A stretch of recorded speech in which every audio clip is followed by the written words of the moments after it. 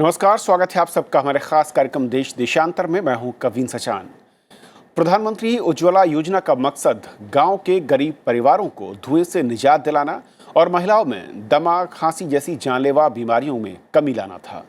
LPG के वितरण का आंकड़ा सरकार के लक्ष्य से कहीं ज्यादा नजर आता है। देश भर में सरकार ने अब तक 7.34 करोड़ एलपीजी के कनेक्शन दिए हैं। इस योजना से करीब 86% लाभान्वित लोगों ने दूसरा सिलेंडर भी खरीदा है और उसके लिए योजना के तहत लागू सब्सिडी सीधे उनके बैंक खाते में दी गई है। उज्ज्वला योजना के तहत गरीब परिवारों की महिलाओं में धुएं से होने वाली बीमारियों में 20% की गिरावट रिकॉर्ड की गई और साथ ही परोक्ष तौर पर इस योजना ने उनकी आर्थिक स्थिति को मजबूत किया है। योजना 27% गरीबों को बीपीएल श्रेणी से ऊपर लाने में भी कारगर साबित हुई है। तो आज इस कार्यक्रम में समझेंगे कि असल में उज्ज्वला ने किस तरीके से ग्रामीण भारत में खासकर महिलाओं की और वहां की रसोई की जो तस्वीर है उसको बदला है। स्वास्थ्य पर इम्पैक्ट किस तरीके से हुआ है, जो हमने लक्ष्य यानी कि सरकार ने दिया था उसने हासिल किया और नए लक्ष्य अब सरकार देने जाने के लक्ष्य को बढ़ाने जा रही है। लेकिन रास्ते में क्या कुछ रुकावटें रही हैं और आगे इसका फायदा या इसका दायरा क्या बढ़ाया जा सकता है और वो कैसे होगा, समझेंगे। हमारे साथ 4 खास मेहमान हैं। अनिल राजदान साहब है, farmer special secretary, ministry of petroleum and natural gas. बहुत बहुत स्वागत है सर आपका। हिमांशु वत्स हमारे साथ हैं, सीनियर एडिटर हैं इकोनॉमिक टाइम्स में, आपका स्वागत है सर। और एसके वाजपेयी जी हैं, farmer director gas authority of India limited से, आपका भी स्वागत है। और कपिल मंत्री हैं, मेंबर हैं एसोचैम से, आपका भी स्वागत है कपिल। शुरुआत में अनिल सर आपसे करना चाहूँगा क्योंकि जो लक्ष्य 5 करोड़ कनेक्शन का था उसको हासिल किया गया। 2020 तक इसे बढ़ाकर 8 करोड़ की बात हो रही है और संसद में जो सवाल जवाब हुए उसमें जो आंकड़े दिए गए हैं कि जो मुख्य लक्ष्य दिख रहा था कि ग्रामीण महिलाओं में जो तमाम बीमारियां होती उसमें कमी, उसमें करीब 20% का इम्प्रूवमेंट दिखता है। कैसे देखते हैं अपने लक्ष्य जो मोटिव था उसके कितना करीब या दूर ये स्कीम? आपने बिल्कुल सही बयान किया कि इसका उद्देश्य मेनली तो ये था कि जो जिसको कहते हैं वातावरण की क्वालिटी, एयर क्वालिटी, और ख़ास तौर पे किचन क्लोज स्पेसेस में, गांव में, गरीब घरों में, ना सिर्फ गांव में बल्कि जो हमारी आबादियां हैं शहर के अंदर भी जो पॉवर्टी स्ट्रिकन हैं, उन लोगों का वातावरण कैसे इम्प्रूव किया जाए। अब तक वो लकड़ जला रहे थे, केरोसिन जला रहे थे, कोयला जला रहे थे कुछ दिनों में, और उससे दमे की बीमारियां, उससे मैं समझता हूँ कैंसर तक हो सकता है और भी ब्रोंकियल डिजीज़ेस हो सकती हैं। तो इंटरनेशनल एनर्जी एजेंसी ने भी इसी तरह 2014-15 में एक अभियान चलाया था जिसमें कि उन्होंने इस बात पे जोर किया था कि ये 4th लार्जेस्ट किलर है दुनिया में, एयर पोल्यूशन। तो एयर क्वालिटी को जैसे कि अपने वातावरण को प्रदूषण से रोक के इसको किस तरह ठीक किया जाए। एक सबसे पहली जगह है गांव, अपने घर का रसोई घर, उसके बाद जो हमारा शहरी वातावरण है, बाहर का वातावरण है, उससे बाहर निकल के और भी। तो ये डिफरेंट स्टेजेस हैं ऑफ पोल्यूशन। सो इसमें मेरे ख्याल भारत सरकार ने ये 2016 में जब पहल करी थी, बहुत अच्छी पहल करी थी और इसमें एक तरह से एक किस्म का मॉडेस्ट टारगेट रखा था कि एलपीजी सिलेंडर जो है वो दिया जाए। इसके 2-3 उद्देश्य थे। एक तो जैसे कि हेल्थ इम्प्रूवमेंट, दूसरा मैं समझता हूँ कि इसमें हमारा जो ट्रेडिशनल इनएफिशिएंट यूज़ था फ्यूल का, वो भी इससे इम्प्रूव करेगा। क्योंकि आप लकड़ का एक दफ़ा चूल्हा जला दें या कोयले का जला दें तो आप उसको बीच में नहीं बुझा सकते। इसमें फ़ायदा ये है कि आपको जितनी मात्रा में चाहिए आप उतना ही इस्तेमाल करिए। तीसरा ये कि केरोसिन का जो है, केरोसिन का भी दुरुपयोग बहुत हो रहा था, उसका डाइवर्जन हो रहा था। जब मैं पेट्रोलियम मिनिस्ट्री में भी था तब भी एक ये मेजर मुद्दा था और उसका डाइवर्जन, लीकेज हो रहा था। और in any case kerosene combustion से ये मच बेटर कंबस्शन है, मोर एफिशिएंट है और एक तरह से सोशल जस्टिस है कि जो सुविधाएं उपलब्ध थीं शहरों में, छोटे कस्बों में।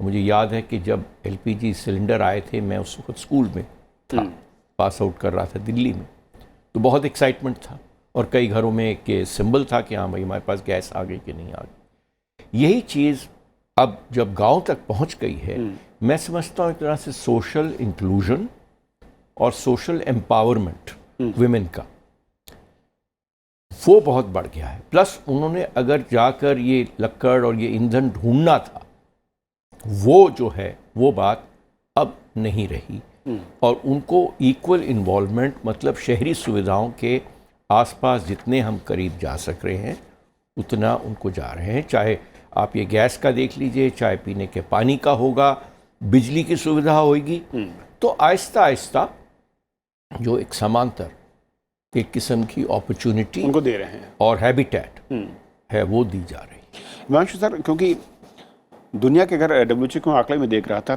3 बिलियन जो है दुनिया की पॉपुलेशन जो है वो मानते हैं कि सॉलिड फ्यूल्स की में इस्तेमाल करती रही है और सॉलिड फ्यूल्स को पॉल्यूशन में और बीमारियों के लिहाज से एक बड़ा कारक के तौर पर माना गया है। जी। जिस तरीके से इस योजना को इम्प्लीमेंट किया गया और जो मोटिव था, उस नज़रिए से एक बेहतर बदलाव न सिर्फ स्वास्थ्य के नज़रिए से बल्कि पॉल्यूशन और आर्थिक स्थिति के तौर पर भी, क्या ज़्यादा बेटर कॉम्बिनेशन इस योजना का लगता है और आम योजनाओं से ये कितनी ज़्यादा अलग या असरदार दिखी है? देखिए, इसमें 2 चीज़ें मैं बोलूँगा। ये पहली मेजर योजना थी जिसमें डायरेक्ट बेनिफिट ट्रांसफ़र सरकार ने यूज़ किया और ये एक बहुत बड़ी बात है, क्योंकि नॉर्मली आप इतना एक क्रांतिकारी जब चेंज करते हैं तो आपको कई कमेटी, कई अफसर मिल जाएंगे कि नहीं जैसा चल रहा है वो ठीक है, आप ऐसा मत कीजिए। तो ये पेट्रोलियम मिनिस्टर और उनकी टीम ने एक बहुत ही इफ़ेक्टिव और बहुत जल्दी किया। ये अब ऑलरेडी आई थिंक 3 साल से ऊपर हो गए हैं जब से ये स्कीम चल रही है और कई और क्षेत्र हैं जहां अभी तक बात हो रही है कि हाँ डायरेक्ट बेनिफिट करेंगे, कुछ करेंगे। ये पेट्रोलियम मिनिस्ट्री ने एक एग्जेम्पलरी काम किया है। तो ये इन अ ओवरऑल गवर्नेंस सेंस एक बहुत बड़ी उपलब्धि है जिससे बाकियों को सीख लेनी चाहिए। एक और पॉइंट है जो बहुत इंपॉर्टेंट है लेकिन कई बार ओवरलुक हो जाता है कि इससे आप डिफॉरेस्टेशन भी कम कर रहे हैं, क्योंकि जहां आपके पास एलपीजी है तो लोगों को पेड़ काटने की ज़रूरत नहीं पड़ेगी किचन फ्यूल के लिए। तो इन दोनों के ऊपर जो हेल्थ इशू है वो बहुत इम्पॉर्टेंट है, क्योंकि ज़्यादातर ये रूरल एरियाज़ में होता है कि किचन में वुड यूज़ हो रहा है एज अ फ्यूल, वहाँ पे बीमारियाँ होती हैं और हेल्थ केयर फैसिलिटीज़ वहाँ ज़्यादा अच्छी नहीं हैं और उनको जब इस टाइप का एक्सपोजर होता है और जितनी हेल्थ केयर फैसिलिटी है उसमें विमेन का एक्सेस इतना अच्छा नहीं है जितना आदमियों का है गांव के एरियाज़ में। तो एक ओवरऑल सेंस में अगर आप देखें, एक better health, better environment, lesser deforestation और एक एडमिनिस्ट्रेटिव लैंडमार्क है ये स्कीम कि आप इंडिया जैसे कंट्री में आज के दिन तो काफ़ी कॉमन लगता है, आप आधार बेस्ड कर दीजिए, डायरेक्ट कर दीजिए, लेकिन जिस समय ये लॉन्च हुई थी ये एक बहुत बड़ा एडमिनिस्ट्रेटिव चेंज था। तो ओवरऑल ये एक बहुत ही इम्पोर्टेंट स्कीम है और जिसका लोगों ने रिस्पांस दिया है। आप जितने भी विशेषज्ञ हैं जो पॉलिटिकल हैं वो यूपी इलेक्शन के बारे में बोलते हैं कि एक ये वाली स्कीम से बहुत असर पड़ा और ओवरऑल वोटर रिस्पांस, जबकि एक मैं इसको एक पॉलिटिकल चीज़ नहीं बोलूँगा, ये वेलफेयर स्कीम था, लेकिन अगर आप गुड वेलफेयर, गुड इकोनॉमिक्स और गुड पॉलिटिक्स का एक मिक्सचर, एक कन्वर्जेंस देखेंगे तो इस स्कीम में देखेंगे आप। वाजपेयी साहब, अब मैं आपका कहना चाहूँगा, और जिस तरीके से अगर हम देखें जो सॉलिड फ्यूल्स या जो हम लोग इस्तेमाल करते थे पारंपरिक, मैं कहूँ कि ईंधन के तौर पर, उसमें बदलाव के लिए एक मानसिक तौर पर व्यक्ति को तैयार करना, उसको लाना कि वो गैस की तरफ मैं कहूँ कि इंक्लाइन हो जाए, उसकी तरफ उसका रुझान बढ़ जाए, वो एक ज़्यादा बड़ा चैलेंज था। और जैसा कि कहा यहाँ पर पैनलिस्ट ने कि दूसरे बड़े चैलेंज थे कि किस तरीके से उस स्कीम को आप इम्प्लीमेंट करते हैं। इन दोनों ही फैक्टर को किस तरीके से पिछले अगर 3 साल में देखूँ तो इसे आप देखते हैं जब हम शिफ्ट करते हैं गांव के किचन को, रसोई को, वहाँ की महिलाओं को, कि वो गैस की तरफ वहाँ उसका इस्तेमाल ज़्यादा करें। इसमें मुझे जो फीडबैक है, और मेरा बैकग्राउंड दोनों तरफ से है, मतलब मैं शहर में रह रहा हूँ और गांव से भी मेरा ताल्लुक़ है, तो मैं बिल्कुल ज़मीनी स्तर पर देखकर मैं ये बात आपको बताना चाहता हूँ कि जैसी स्वीकृति इस योजना को मिली है, ऐसी स्वीकृति बहुत कम योजनाओं को मिलती है। इसमें बहुत काम हुआ है और बड़े अच्छे तरीके से हुआ है। और जैसा अभी आप बताया गया कि डायरेक्ट बेनिफिट सीधे जो खातों में सब्सिडी जाती है, इसने एक बड़ा अच्छा मैसेज भी दिया लोगों को।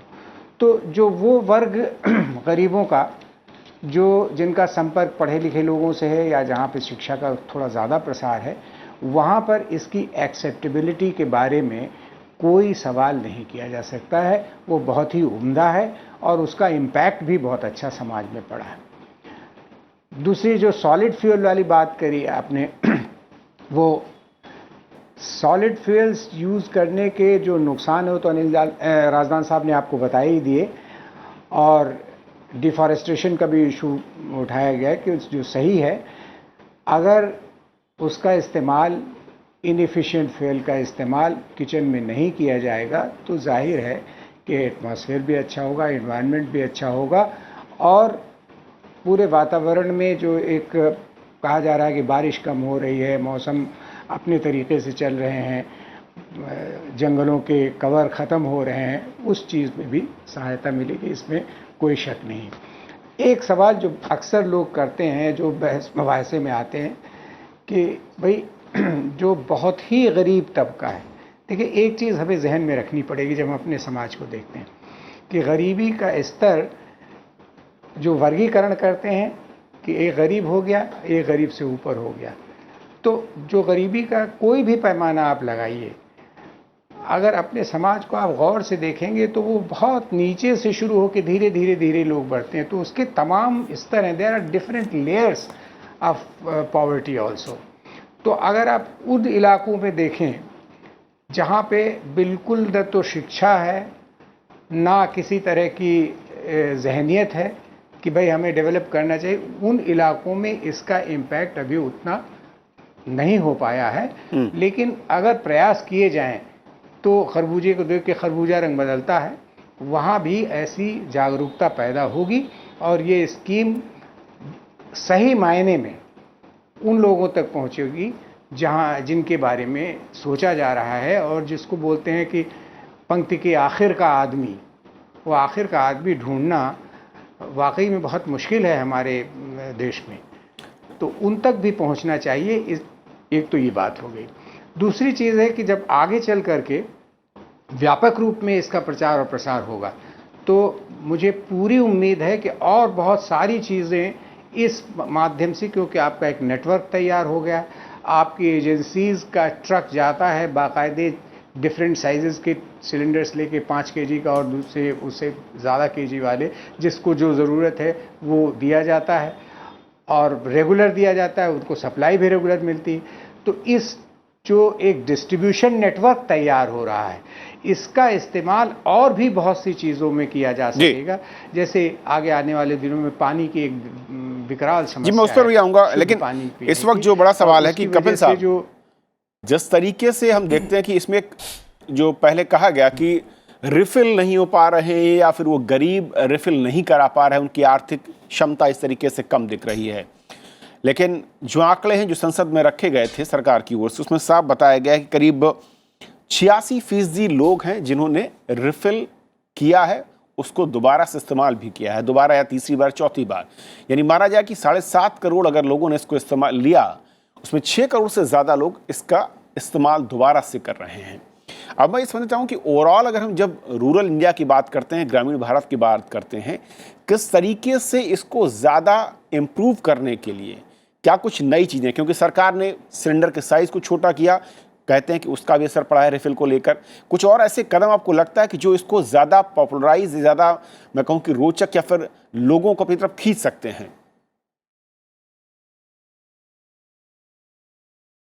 जी, तो जो आपने कहा रिफ़िल की एक समस्या या जो नेगेटिव बात थी वो शुरू से रही है, और अभी माननीय मंत्री जी ने डेट आंकड़ा दिया कि जो 1 साल पुराने कस्टमर्स हैं उनमें से 86% लोगों ने एक से ज़्यादा बार मतलब दूसरी बार एटलीस्ट रिफ़िल कराने गए हैं। तो ये काफ़ी ही प्रोत्साहिक और अच्छे आंकड़े हैं। लेकिन ये एक समस्या है जिससे हमें कंटिन्यूस एफर्ट करके आगे बढ़ना है। देखिए, ये जो स्कीम का इम्प्लीमेंटेशन है कि हमने कनेक्शंस अपने टारगेट के 7 महीने पहले अचीव कर लिया, एक बहुत ही उम्दा एग्जाम्पल है। जनरली जब गवर्नमेंट स्कीम्स आती है तो हमारे दिमाग में रहता है कि टारगेट मिस होगा, ये तो एक नॉर्मल बात होती है हमारे लिए कि टारगेट रहते हुए टारगेट से पहले अगर कोई गवर्नमेंट स्कीम पूरी हो जाए, ऐसा बहुत ही कम सोचने को मिलता है। तो इसके इम्प्लीमेंटेशन की वाहवाही दुनिया में हर तरफ हुई है कि इतनी मैसिव स्केल पे, इतने बड़े स्केल पे आज ऐसी सिचुएशन 95% लोग अब इससे कवर्ड है। जो अब नई चुनौती है हमारे पास क्या है कि सिलेंडर जब दिया गया ये तो मुफ्त में दिया गया, तो इसलिए चुनौती थोड़ी सी आसान थी। अब चुनौती एक है कि एक बिहेवियरल चेंज होने की। मैं एक खुद छोटे कस्बे कुचामन सिटी राजस्थान में है, वहाँ से निकला हूँ। तो मैंने देखा है कि हमारे पड़ोसी जानने वाले लोग कैसे चूल्हा फूंक के खाना बनाते थे। मैं कई बार वो देखा है, तो मेरे नज़र के सामने आता है। वो आदत इतनी पुरानी है उनकी कि उसको चेंज करने के लिए हमें निरंतर एफर्ट करना पड़ेगा, एजुकेट करना पड़ेगा, लोगों को फ़ायदे और नुकसान की बारे में बताता रहना पड़ेगा। जैसे आपने WHO रिपोर्ट के बारे में बात कही, तो एक WHO रिपोर्ट में ही कहा गया है कि 1 घंटा जो चूल्हा जलता है अशुद्ध ईंधन से, वो करीब 400 सिगरेट के बराबर है।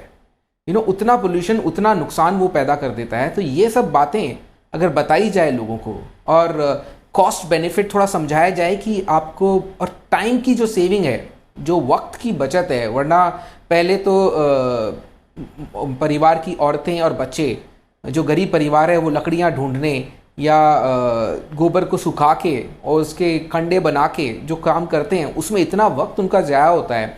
वो वक्त की सेविंग, हेल्थ के बेनिफिट्स और ये सारी चीज़ें अगर कैसे कॉस्ट एफिशिएंट भी बनता है, स्वास्थ्य उनका अच्छा रहे, ये सब चीज़ें उनको अच्छे से बताई जाए।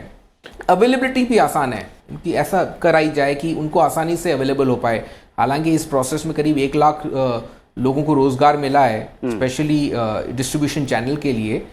अगर ये सब चीज़ों पे निरंतर प्रयास किया जाए तो मुझे यकीन है कि हम ये टारगेट एक्चुअल में अचीव कर पाएंगे कि इसकी यूटिलाइजेशन बढ़े, लोग अपनी पुरानी आदतों को छोड़कर नए बढ़िया साफ सुथरे ईंधन की तरफ, नए ऑप्शन की तरफ, और जो वुमेन एम्पावरमेंट, महिला सशक्तिकरण की तरफ ये जो प्रयास है वो हमें सफलता से। अनिल सर, 2 चीज़ें हैं कि जब इस आंकड़े को देखते हैं कि 3 साल के अंदर करीब टारगेट को पूरा करने के बाद हम टारगेट बढ़ाने की बात कर रहे हैं, तो फिर दूसरे पहलू को भी समझना होगा कि अभी तक एक बड़ी संख्या, जनसंख्या ग्रामीण भारत की, वो इस तरह के सॉलिड फ्यूल्स उनके इस्तेमाल के लिए या तो मजबूर थी या ऑप्शन नहीं थे, या फिर मैं कहूँ कि जो बिहेवियरल चेंज की बात होती है उसकी तरफ नहीं बढ़ पाई थी। ये भी एक शायद बड़ी चिंता हम सब के लिए है। और क्या हम उस बड़े क्लैटर को, उस बड़े हिस्से को ला पाए हैं या अभी भी कुछ हिस्सा बाकी है? जैसे कि कहा गया है फेलो पैनलिस्ट ने कि ये एक बहुत रेवोल्यूशनरी चेंज है, और कई लोगों को नहीं ये यकीन था कि इतनी जल्दी हो पाएगा। मगर मैं उनमें से हूँ जो देखता है कि ये एक one of the best options था इस वक्त।